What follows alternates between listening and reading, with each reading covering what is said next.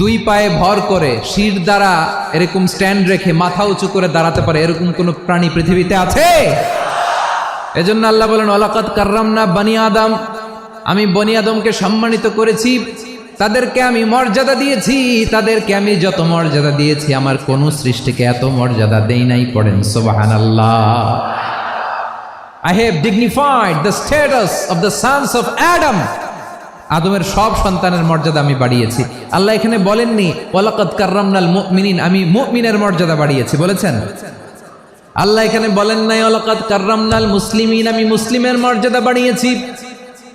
আল্লাহ বলেছেন ওয়ালাকাদ কাররামনা বানি আদম, আমি বনি আদমের সম্মান বাড়িয়েছি, হোক সে মুমিন কিংবা কাফের, মুসলিম কিংবা মুশরিক, আস্তিক কিংবা নাস্তিক, আরব কিংবা অনারব, যেই হোক না কেন আদম সন্তান সবগুলার মর্যাদা বাড়ায়